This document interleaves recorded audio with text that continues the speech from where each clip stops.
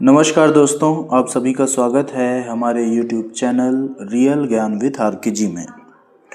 दोस्तों, हम हिंदी साहित्य के इतिहास में हिंदी साहित्य के काल विभाजन को यहाँ पर प्रस्तुत कर रहे हैं, जिनमें विभिन्न विद्वानों द्वारा काल विभाजन किया गया और उनके काल विभाजन में प्रमुख अंतर क्या है, इन चीज़ों को देखेंगे। तो यह बहुत महत्वपूर्ण है दोस्तों, अच्छे से विश्लेषण किया गया है और यूजीसी नेट की दृष्टि से बहुत ही महत्वपूर्ण वीडियो है। तो चलिए दोस्तों शुरू करते हैं। तो विभिन्न विद्वानों के काल विभाजन में मुख्य अंतर है वह क्या है। विभिन्न विद्वानों ने हिंदी साहित्य के काल विभाजन में मुख्यतः निम्नलिखित भिन्नताएं और मत प्रस्तुत किए हैं। इन अंतर का आधार है समय सीमा, नामकरण की विधि। ये जो दो तरीके हैं, इनमें हमें विविधता देखने को मिलती है। उसी तरह अन्य मत हैं, उनके बारे में भी हम जानेंगे। तो सबसे पहले देख लेते हैं आचार्य रामचंद्र शुक्ल जी का काल विभाजन। शुक्ल जी ने आदिकाल कहा, आदिकाल को वीरगाथा काल कहा और उसका वर्ष 1050 से 1375 विक्रम संवत तक रखा है। भक्ति काल का जो नामकरण है, काल विभाजन जो किया गया है, वह 1375 से 1700 विक्रम संवत तक किया गया है। उसी तरह रीति काल का काल विभाजन 1700 से 1900 विक्रम संवत तक किया गया है तथा आधुनिक काल, जिसको उन्होंने गद्य काल कहा, इसका विभाजन 1900 से 1984 विक्रम संवत तक किया गया है। मुख्य विशेषताएं देख सकते हैं कि जो शुक्ल जी हैं, इन्होंने विभाजन साहित्य की प्रवृत्तियों के अनुसार किया और काल अनुक्रम पर इनका विभाजन आधारित है और इनके काल विभाजन को दोस्तों सबसे वैज्ञानिक और व्यापक काल विभाजन माना जाता है। और हिंदी साहित्य के इतिहास में जो हम पढ़ते हैं, इसके काल विभाजन को ही ग्रहण किया गया है। इसके बाद हम देखते हैं हजारी प्रसाद द्विवेदी जी का काल विभाजन। तो हजारी प्रसाद द्विवेदी जी ने आदिकाल को 1000 से 1400 ईस्वी तक विभाजित किया। पूर्व मध्यकाल अर्थात भक्ति काल को उन्होंने 1400 से 1700 ईस्वी तक विभाजित किया। उत्तर मध्यकाल अर्थात रीतिकाल को 1700 से 1900 ईस्वी तक विभाजित किया और आधुनिक काल को सन 1900 से वर्तमान अभी तक उन्होंने विभाजित किया है। हजारी प्रसाद द्विवेदी जी के काल विभाजन की विशेषताएं निम्न हैं। इनका जो विभाजन है, प्रवृत्तियों को ध्यान में रखते हुए और समय को ध्यान में रखते हुए इन्होंने इनके आधार पर काल का निर्धारण किया है। समय सीमा को इन्होंने शताब्दियों में बांटा है, जबकि शुक्ल जी ने विक्रम संवत में बांटा। ठीक है। गणपति चंद्र गुप्त जी का काल विभाजन देख लेते हैं। गणपति चंद्र गुप्त जी ने काल विभाजन किया है। आदिकाल को उन्होंने प्रारंभिक काल किया, तो इन्होंने 3 ही काल का उल्लेख किया है। प्रारंभिक काल 1184 से 1350 ईस्वी सन तक। मध्यकाल जो बीच का काल है, इसमें पूर्व मध्यकाल और उत्तर मध्यकाल को इन्होंने रखा है, जिसको उन्होंने 1350 ईस्वी से 1857 ईस्वी तक रखा और आधुनिक काल का काल विभाजन उन्होंने सन 1857 से 1965 ईस्वी तक किया। इनका विशेषता है भाषा के विकास और ऐतिहासिक कालक्रम पर इनका काल विभाजन आधारित है। तो इनकी विशेषताओं को आप देखते जाएंगे दोस्तों, ये बहुत ही इम्पोर्टेंट है। इसमें भी समय के आधार पर हमें भिन्नताएं देखने को मिलती हैं। अब हम देखते हैं मिश्र बंधु का काल विभाजन। तो मिश्र बंधु ने काल विभाजन किया है। पहला काल विभाजन है उनका पूर्व प्रारंभिक काल। यह 700 से 1343 ईस्वी तक रखा है, जब अवहट्ट का प्रयोग ज़्यादातर किया जाता था। अपभ्रंश और अवहट्ट का प्रयोग ज़्यादा चलता था। उसके बाद उत्तर प्रारंभिक काल इन्होंने दिया है, ये आदिकाल का है ना। उत्तर प्रारंभिक काल में इन्होंने 1343 से 1444 ईस्वी तक रखा। इसमें रासो काव्य, वीर गाथा काव्य, ये सभी चीज़ें आ जाती है, जिसमें बहुतायत रूप से हिंदी का प्रयोग होने लगा था। फिर उन्होंने पूर्व माध्यमिक काल रखा। इनका काल विभाजन उन्होंने 1445 से 1560 ईस्वी तक किया। फिर प्रौढ़ माध्यमिक काल रखा। इनका विभाजन 1561 से 1680 तक रखा। फिर पूर्वालंकृत काल, इसका विभाजन 1681 से 1790 ईस्वी तक किया। और लास्ट में इन्होंने उत्तरालंकृत काल रखा 1791 से 1889 तक। तो दोस्तों, इन्होंने आदिकाल, मध्यकाल और रीतिकाल, इन दोनों का दो दो भाग में विभाजन प्रस्तुत किया है। उसके बाद आधुनिक काल में जब ये आते हैं तो आधुनिक काल को इन्होंने परिवर्तन काल या वर्तमान काल कहा है, जो 1889 के आगे का काल है और वर्तमान तक है। तो मिश्र बंधु का काल विभाजन का विशेषता यह है दोस्तों कि इन्होंने भाषा के विकास के आधार पर और साहित्य की प्रवृत्ति, इन दोनों को ध्यान में रखकर अपने काल को विभाजित किया है। और इनका काल विभाजन दोस्तों बहुत ही वैज्ञानिक है और व्यवस्थित है।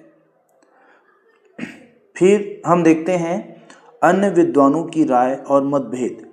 तो काल विभाजन के इतने सारे विद्वानों ने आधार प्रस्तुत किए, काल को विभाजित किया, हिंदी साहित्य के काल को।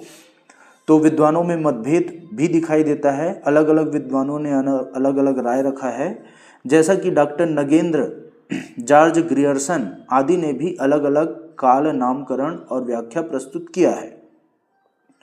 उनके काल विभाजन के विभिन्न आधार हैं, जैसे सामाजिक, धार्मिक, भाषाई और साहित्यिक प्रवृत्तियों को आधार बनाकर इन्होंने काल विभाजन किया।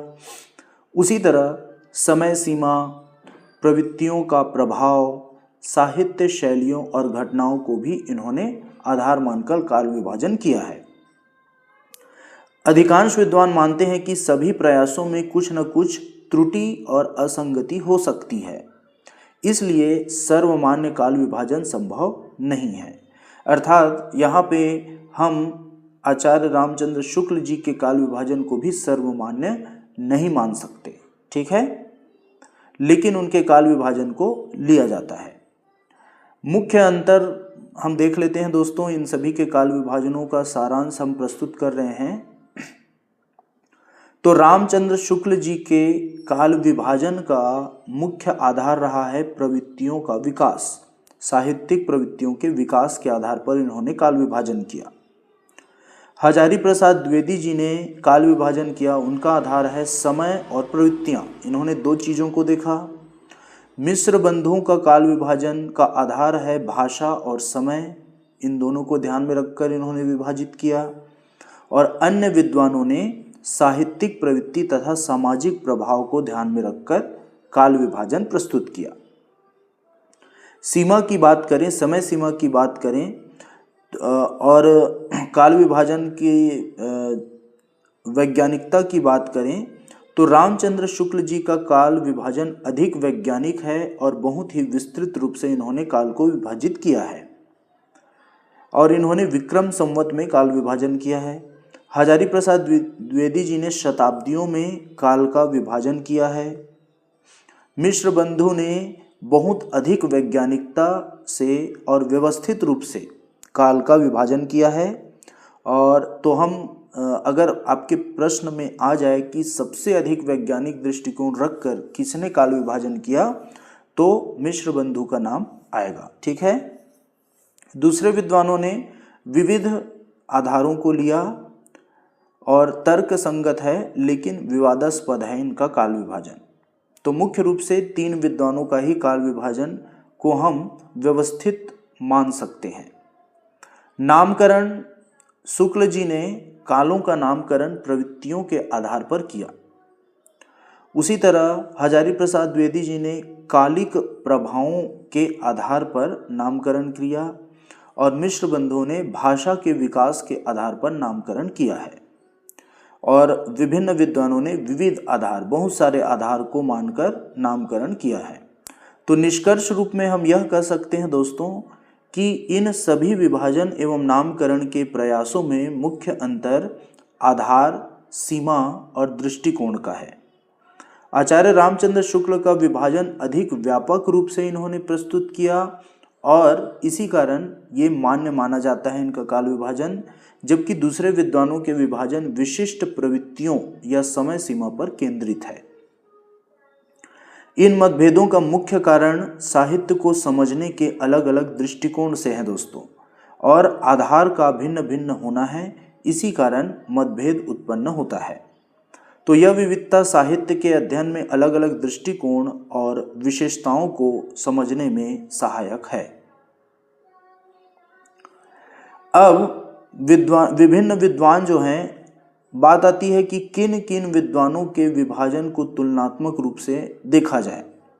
तो तुलनात्मक रूप से हम देखते हैं तो हम आचार्य रामचंद्र शुक्ल, हजारी प्रसाद द्विवेदी, मिश्र बंधु, गणपति चंद्र गुप्त, इन सभी विद्वानों के काल विभाजन में हम एक तुलना कर सकते हैं और समझ सकते हैं कि इनमें क्या क्या, इनके विभाजन में क्या क्या अंतर है।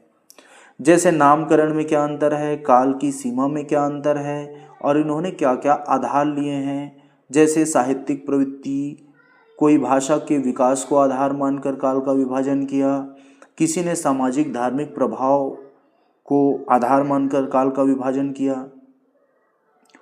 तो विद्वानों का नाम यहाँ पे दिया जा रहा है और काल विभाजन के मुख्य आधार को एक बार फिर से आपको दिया जा रहा है, जिससे आपको बहुत ही आसानी से यह याद होने लग जाएगा। तो फिर से इसको बता देते हैं शॉर्ट में। तो आचार्य रामचंद्र शुक्ल जी ने का मुख्य आधार है साहित्यिक प्रवृत्ति और युग अनुक्रम के आधार पर इन्होंने काल विभाजन किया। काल की सीमा क्या है? आदिकाल 1050 से 1375 विक्रम संवत में है, भक्ति काल 1375 से 1700, रीतिकाल 1700 से 1900, आधुनिक काल 1900 से 1984 तक। अन्य विशेषताएं क्या है? तो इन्होंने साहित्य की प्रवृत्तियों पर विस्तारपूर्ण विश्लेषण करके अपने काल का हिंदी साहित्य के कालों का विभाजन किया। हजारी प्रसाद द्विवेदी जी का जो काल अनुक्रम है, इनके आधार पर इन्होंने तथा सामाजिक धार्मिक प्रभाव को आधार मानकर काल का विभाजन किया। इन्होंने ईस्वी सन में काल का विभाजन किया है दोस्तों। जैसे आदिकाल का विभाजन 1000 से 1400 ईस्वी, पूर्व मध्यकाल 1400 से 1700 ईस्वी, उत्तर मध्यकाल 1700 से 1900 ईस्वी और आधुनिक काल 1900 से वर्तमान तक। तो इनका काल विभाजन का मुख्य विशेषता है कि इन्होंने शताब्दियों में काल का विभाजन किया है। मिश्र बंधु ने भाषा विकास और साहित्यिक शैली की दृष्टि से हिंदी साहित्य का काल विभाजन किया है। इन्होंने क्लिष्ट भाषा के आधार पर कई उपकाल जैसे पूर्व प्रारंभिक, उत्तर प्रारंभिक आदि रूप दे दिया है, जो कि बहुत लंबा चौड़ा काल विभाजन हो जाता है, और इन्होंने भाषा के प्रभाव पर बहुत अधिक जोर दिया है। गणपति चंद्र गुप्त का काल विभाजन देख लेते हैं। तो गणपति चंद्र गुप्त जी ने भाषा के विकास और ऐतिहासिक युग के आधार पर काल विभाजन किया। इनका काल विभाजन है प्रारंभिक काल 1184 से 1350 ईस्वी, मध्यकाल 1350 से 1857 ईस्वी तथा आधुनिक काल 1857 से 1965 ईस्वी। तो इन्होंने 3 भाग में ही हिंदी साहित्य के काल का विभाजन किया।